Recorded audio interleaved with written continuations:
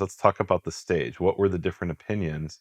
And here I know it's very complicated because, and I read in your article how there are technical terms that you disagree with other scholars on, and then some of them are descriptive, right? Like asfar is yellow, and Yeah, they talk a lot about the colors. Yeah. About the colors and the 3 stages in the development of barley that come into consideration as Aviv is the green barley that is green, that is pistachio colored. They talk a lot about pistachio colored barley. That's pistachio in American English. Okay. And I was telling you this before the interview that when I was a kid and I first read that in somewhat later Karaite sources, and it said fistaki, and I thought, okay, that's pistachio.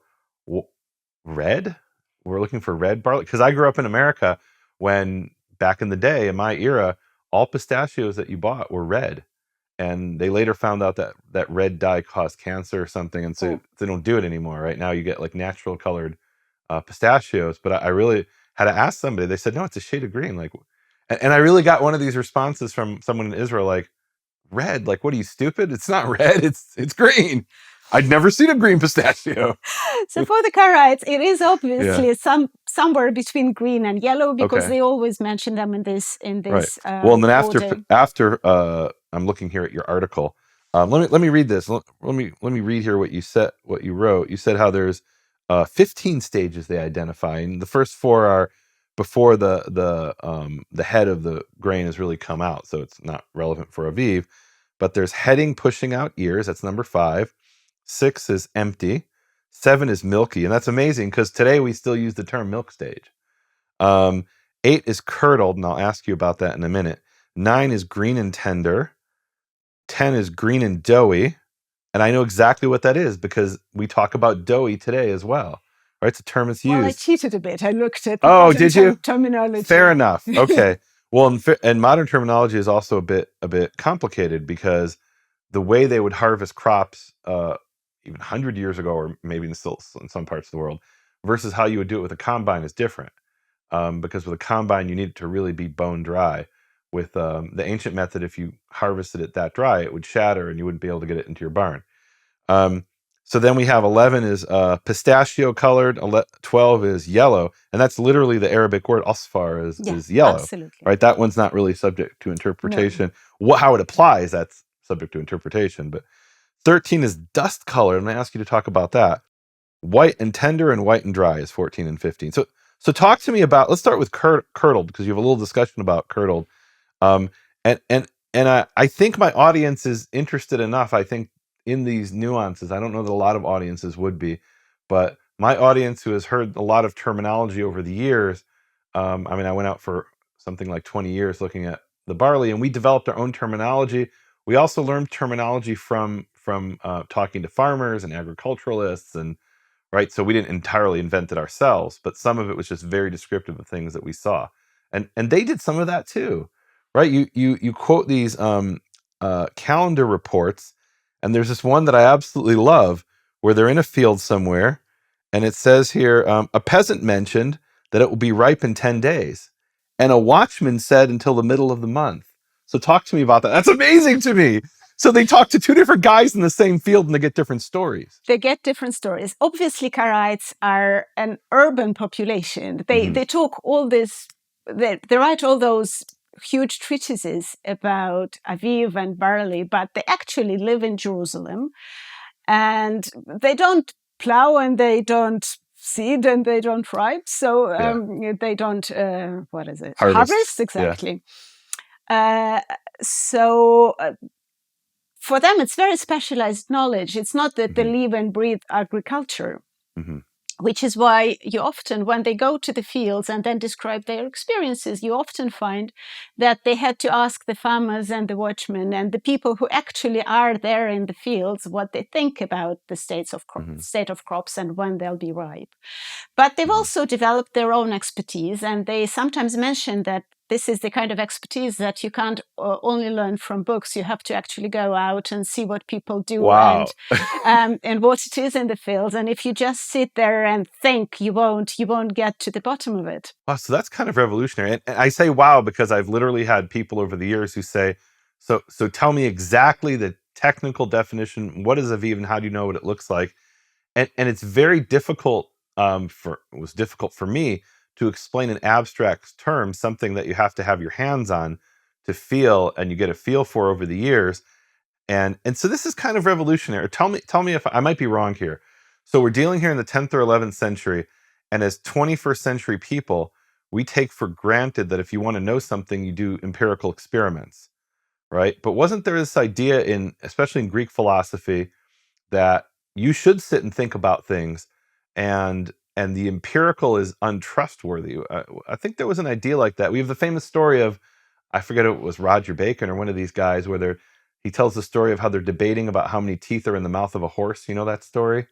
And have you heard that story? I know. It's an urban legend, but it's a bunch of monks are sitting around at this great congress, discovering how many teeth are in the mouth of the horse, and one says 20, the other says 21, and they can't agree. And one young neophyte rises up after days of deliberations and said, "Let's go out and look inside the mouth." And he is promptly excommunicated and kicked out of the monastic order, because what a filthy heresy to go and look. And so that might represent maybe the Christian Dark Ages. Is that true for the world in which these Karaites live? So there's a huge amount of theoretical discussions with biblical verses drawn in, and discussions of if you declare that this stage of barley is Aviv, then what will happen to the harvest stage? Will it be harvested in time? Blah, blah, blah, blah, blah. But in addition... The blah, blah, blah, blah, blah is the interesting part to me, so I don't know when I gloss over it, but go on. We'll try to circle back to it. So that they're having a lot of theoretical discussion about how these different stages will fit with each other. If you declare that, for example, the yellow is Aviv, how soon will it be harvested? Will it be harvested in time to bring the sheaf offering, or if a different stage is declared Aviv, will the sheaf offering be in time? So they're trying to reconcile all those different stages and with the timeline of Passover and related festivals. But they'll write those pages and pages and pages, and those treatises really run into, well, sometimes 100 of pages just discussing the Aviv and its various parameters. But then at the end of it, at least some of them will say, but this is all knowledge that cannot all be passed on through in the book. Unless you have actual experience, you can't really know all of it. Wow. So they are very aware of the necessity to do it empirically, I think. And I don't know if you know the answer to this question, just I'm thinking out loud. So in other fields of Jewish knowledge, did they also employ empirical observations like this? And one thing that comes to mind for me is there's a discussion in the Talmud about the definition of a treifa, or nevela rather, which in the Tanakh is an animal that died of itself. And so it talks about how one rabbi went and lived among the shepherds for a few years, and then he came back with this definition of nevela, which is things that drive shochtim crazy today, because is there a hole in the lungs and things like that. But he claims he learned that from living among the shepherds, and So you have an example there. But that's a very rare example. I'm trying to think if there's examples. And do we have examples from like the 10th or 11th century? And it doesn't have to be the Karaite world. Even in the broader Islamic world, because they were a minority in Islamic world. I think in astronomy you probably have astronomical observations, and we know of some Jews who participated in Muslim astronomical observations. So there as well, astronomy is something that requires observation. It is not only purely theoretical. So Jews participated in that. I don't think they were... And we'll get to that in the second half, the astronomy and the observations. But that's an interesting point. Okay. So there were these sorts of observations that they... Okay, interesting. All right. So let's go back to these technical terms, if we can. And you discussed some of this in your article. So you talked about the curdled, Mujaban or Mujabban. Mujabban. So all this terminology that I worked with is in Judeo-Arabic. In general, the texts that I worked on are in Judeo-Arabic. Let's take a second of why was it written in Arabic? Okay, so Judeo-Arabic is Arabic written in Hebrew characters. So the two languages in which Jews wrote in the Middle Ages were Hebrew and Judeo-Arabic, if we're talking 10th, 11th century. And they wrote in Hebrew when they wanted something for communal consumption, something to be read in the synagogue, or something to convey authority, sort of Jewish authority. The head of the Palestinian community might write an epistle, and that'll be in Hebrew. But if it was just writing for information, if it was a business letter, if it was a scientific treatise, that's that kind of writing that was normally done in Judeo-Arabic. So let's talk about curdled, mujabban, which is an Arabic term I know nothing about. Tell me what mujabban is. And there's a bit debate about mujabban, right? So it was previously translated something like light green. Okay. Maybe with an explanation that maybe it resembled the color of some fermented cheeses. Okay. Oh, is this to do with the word gvina in Hebrew? It's a cognate? Jubn. Yeah, jubn in Arabic. Yeah. Okay, so it's a word. So it literally would mean something like cheesed. Something like cheese. Okay, all right. And cheese, of course, is not hard cheese in the Middle Ages. It's sort of cottage cheesy. So it's not Parmesan. It's more like it's more like cottage cheese. What do they call it? Soft cheeses. Ricotta or something, or those types of soft cheeses we've got in the Middle Ages. Yeah. But it never made sense to me in the context of those texts, because this was a stage that appeared before green. And the stages, as you read them out, they sort of progress. That's the progressive ripening of barley. And as it progresses, it goes from green to pistachio to yellow to white, sort of. You see it, and we all know it.